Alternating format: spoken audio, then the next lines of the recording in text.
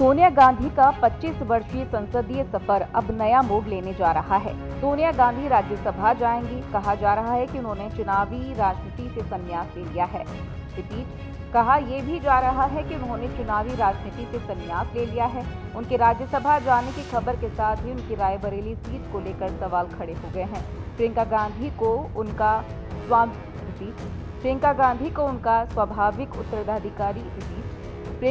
को उनका स्वाभाविक उत्तराधिकारी माना जा रहा है। सोनिया गांधी के उत्तराधिकार अमेठी रायबरेली सीट पर चर्चा करने से पहले जान लेते हैं कि आखिर सोनिया ने राज्यसभा जाने का फैसला क्यों किया।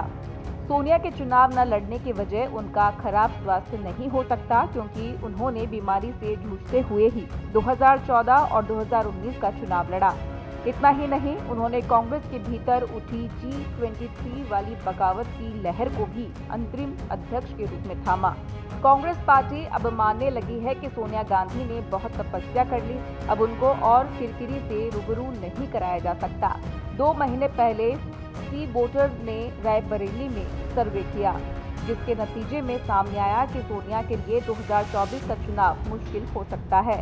जबकि उनकी जगह प्रियंका को मैदान में उतारा जाता है तो 49% लोगों का मानना है कि वे चुनाव जीत जाएंगी, जबकि 42% लोग मानते हैं कि ये सीट कांग्रेस हार जाएगी।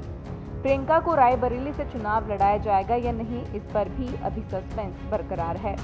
इतना तय कर लिया गया है कि सोनिया गांधी को यूपी के भंवर से बाहर निकाल लिया गया। हालांकि सोनिया गांधी के लिए इस फैसले के लिए रजामंदी देना आसान नहीं रहा, खासतौर पर जबकि उन्होंने अटल बिहारी की राजनीति के चरम में कांग्रेस में एंट्री ली थी और पहले ही चुनाव में उन्होंने 2 सीटों कर्नाटक की बेल्लारी और यूपी के अमेठी से जीत दर्ज की। लेकिन 2004 में न सिर्फ उन्होंने अटल सरकार को सत्ता से उखाड़ फेंका, बल्कि यूपीए का नेतृत्व करके एक मजबूत और प्रभावी सरकार की नींव रखी।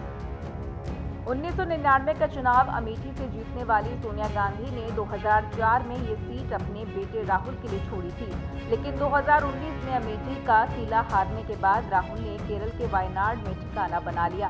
अब सोनिया गांधी के पास 2 ही रास्ते थे, या तो वे रायबरेली में ही हार की आशंका के बीच संघर्ष करती या फिर दक्षिण भारत की किसी सुरक्षित सीट से लोकसभा के लिए चुनकर आती।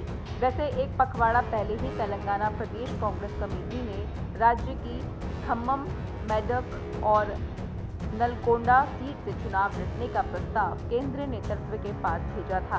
सोनिया चाहती तो रायबरेली और दक्षिण भारत की किसी एक सीट से चुनाव लड़ सकती। लोकसभा और राज्यसभा की राजनीति में जमीन आसमान का फर्क नजर आता है। लोकसभा में जहां विपक्ष बिखरा बिखराता है, वहीं राज्यसभा में ये ज्यादा संगठित नजर आता है।